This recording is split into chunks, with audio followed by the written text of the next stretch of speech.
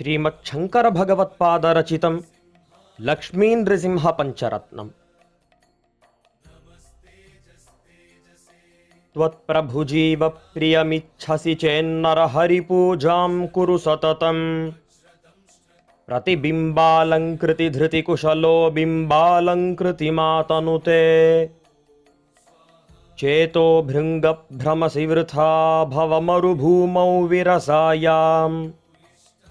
भज भज लक्ष्मी नरसिंहानघपदसरसिजमकरन्दम्। शुक्तौ रजतप्रतिभा जाता कटकाद्यर्थसमर्था चेत्। दुःखमयी ते संसृतिरेषा निर्वृतिदाने निपुणा स्यात्।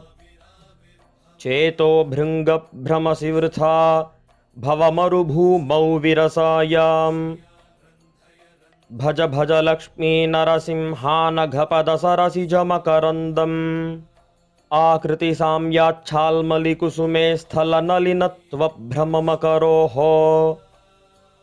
गन्धरसा विह किमु विद्येते विफलं भ्राम्यसि भृशविरसेऽस्मिन्। चेतो भृङ्गभ्रमसि वृथा भवमरुभूमौ विरसायाम्। भज भज लक्ष्मी नरसिंहानघपदसरसिजमकरन्दम्।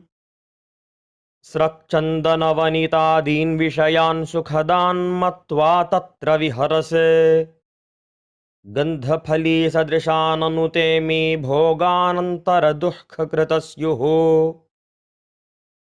चेतो भृङ्गभ्रमसि वृथा भवमरुभूमौ विरसायाम्। भज भज लक्ष्मी नरसिंहानघपदसरसिजमकरन्दम्। तव हितमेकं वचनं वक्ष्ये शृणु सुखकामो यदि सततम्। स्वप्ने दृष्टं सकलं हि मृषा जाग्रति च स्मर तद्वदिति। चेतो भृङ्गभ्रमसि वृथा भवमरुभूमौ विरसायाम्। भज भज लक्ष्मी नरसिंहानघपदसरसिजमकरन्दम्। इति श्रीमत्परमहंसपरिव्राजकाचार्याणां गोविन्दभगवत्पूज्यपादशिष्याणां श्रीमच्छंकरभगवतां कृतौ लक्ष्मीनृसिंहपञ्चरत्नं सम्पूर्णम्।